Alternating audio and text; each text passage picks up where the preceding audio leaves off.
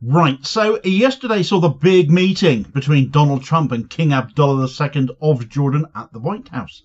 The first head-to-head between the two leaders since Trump declared he was either buying or seizing Gaza. He can't seem to decide which he's doing, and Jordan, who have threatened war on Israel if any attempt is made to force the Gazan people into their territory, which is all very uncharacteristic for Jordan, isn't it? Largely a Westernised Arab nation as they are in so many ways, including in their political alliances. Another product of British Imperialism, as it actually is. So a lot of people and numerous news outlets as well, and not just mainstream ones either, have been looking at Abdullah sitting next to Trump. So I'm listening to Trump continue to talk about seizing Gaza, saw the two men shake hands, and whilst there can be no denying that surely this was a humiliation for Jordan and for Abdullah, something else, far less well reported, has gone on as well, in which, despite the politeness of the exchange, points more to Jordan's stance not having changed at all. And if Israel and Trump have been looking at this as a win for them, the complete opposite is probably a lot closer to the truth. I think we're making some very good progress. Mr. President, you've said before that the U.S. would buy Gaza, and today you just said we're not going to buy Gaza. We're not going to have to buy. We're going to have Gaza. We don't have to buy. There's nothing to buy. We will have Gaza. What does that mean? No reason to buy. There is nothing to buy. It's Gaza. It's a war-torn area. We're going to take it. We're going to hold it. We're going to cherish it. We're going to get it going eventually, where a lot of jobs are going to be created for the people in the Middle East. It's going to be for the people in the Middle East, but I think it can be a diamond. It can be an absolute tremendous asset for the Middle East. And you're going to have peace. It's going to bring peace in the Middle East. Gaza. Right, so that was the copper-toned crisis creator passing himself off as the leader of the free world. Donald Trump sat there next to King Abdullah II of Jordan, talking about seizing territory that doesn't belong to him, freedom only going as far as his own to do what he likes, it seems, and the Jordanian king was sat there looking rather meek. Listening to it, it's not a good look for him at all, really, especially when much of the world regards him as a fence-sitter at best and a quasi-ally of the likes of Trump and Western imperialism at worst. And all the handshakes and politeness do not reflect well, despite the bombastic claims coming from Jordan and Abdullah in recent days and weeks since Trump floated his Gaza seizure idea, saying it'd be a declaration of war if Gazans were forced into Jordan. But behind video clips like that one and opinion pieces being penned by Western news outlets regarding the meeting as a success for Trump, as Jordan's king looked weak, there's a matter of what has been said in those discussions behind the scenes, and I go as far as to say Abdullah came with a game plan, actually. One he mightn't have had a lot of time to prepare for, since Trump, just hours before his arrival in the US, was talking about buying Gaza and reiterating his statement that Jordan and Egypt were going to take the people from Gaza and that they would not be allowed back to Gaza again afterwards. I'll come back to that in a moment, though. Now, all this isn't to say that I think Abdullah has handled this visit well. I do not think he has. He's appeared too placating, too friendly. You can argue diplomacy, but then you have to remember what Trump is demanding here. That Jordan and Egypt become partners in his and Israel's ethnic cleansing of the people of Gaza. And with the West Bank being softened up for total annexation at the same time, will it even stop at the people of Gaza? Therefore, to be too pally-pally here, it's a dangerous game to be playing for Abdullah, especially when he spoke of finding a way to make things work, that coming across as decidedly pro-Trump, when actually he did also make the point that what needed to work was Trump being able to work with all of the Arab nations to present a plan that everyone would find acceptable when all the Arab nations have rejected Trump's proposal so far. Abdullah would have done himself a great service to have said this on camera, just said no to Trump about his crackpot land grab and displacement of an entire people, but he didn't, and he's going to have to deal with that. It hasn't helped Jordan's image of taking a neutral stance and playing the part of Switzerland still in the face of Israel's genocide of Gaza up until now, when they are suddenly directly affected themselves. Abdullah never once said, despite being pressed however, that he accepted Trump's plan, just that Egypt was coming up with a response that would be put to other Arab nations for discussion, which would then be discussed in Saudi Arabia, in Riyadh, leaders due to meet on the 27th of February, apparently. So it's unlikely to be a situation that will resolve itself very quickly, and certainly not before the Gaza ceasefire itself likely collapses at noon on Saturday.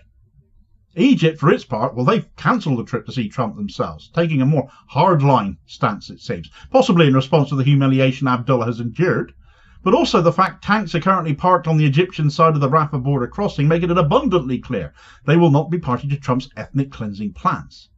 Now, I said a moment ago that I thought Abdullah had turned up with a game plan, though, so let's come back to that point. Here's a short excerpt from France 24's coverage, which picked up on this point. Speaking at the White House, Abdullah added that Egypt would present a proposal on how countries in the region could work with Trump on the plan, despite Arab nations and the Palestinians having rejected it outright. I think one of the things that we can do right away is take 2,000 children, cancer children, who are in a very ill state. That is possible, Abdullah said as Trump welcomed him and Crown Prince Hussein in the Oval Office. Trump called it a beautiful gesture and said he didn't know about it before the Jordanian monarch's arrival at the White House. Now, people can read that one of two ways. Given how weak Abdullah has come across, a cynic, and I'm guilty of being one of these, might interpret this as a beginning to a more widespread, larger-scale acceptance of Palestinians into Jordan. And I'll bet Trump latched onto that too as something brilliant to build on for his plan. However, despite being cynical as a rule, I'm not choosing to buy that interpretation here. There are 35,000 Gazans waiting to leave the Strip to receive treatment right now, only a few hundred actually having left to get it already because Israel are impeding it. By offering to take 2,000 kids who need such treatment, though, Abdullah mentions cancer patients, he's offering help. Now, this country has been criticised for not agreeing to take people in need of medical aid in here, the UK, to get it. Any country offering medical aid to 2,000 sick kids from a war zone, well, that would be called humanitarianism ordinarily, wouldn't it? And I think that is exactly how we need to read this, as an offer of humanitarianism, designed intentionally to catch Trump off guard, though. And that is why Abdullah brought it to the table. The Jordanian fear is that the aid the US supposedly gives Jordan, which Trump has cut off, despite his claims of still giving them billions, would be held over their heads and used as blackmail material. But by making an offer to take a small number of people for treatment, sick kids, makes the optics a lot more difficult for Trump politically to take a strong-arm approach here. Even if he might be reading that as the first proposal in a deal that's now in play and in the making, what it actually does is give Abdullah and Jordan necessary breathing space without having any consequences coming back on themselves for a moment, playing for time essentially until Egypt's proposal and all the other Arab leaders associated with that who are going to hear it becomes public. Whatever happens and whatever fallout Abdullah has to deal with here, though, neither Egypt or Jordan can afford to agree to Trump's plans. They simply cannot. What Trump wants, he's saying, are now parcels of land in Egypt and Jordan where these people can go. So he is basically at this point asking Egypt and Jordan to establish concentration camps for the people of Gaza so he can launch a real estate venture on their land. For a regime like Jordan's, which has done so little, whilst genocide has been enacted mere miles away from them, they literally border Israel to the east after all.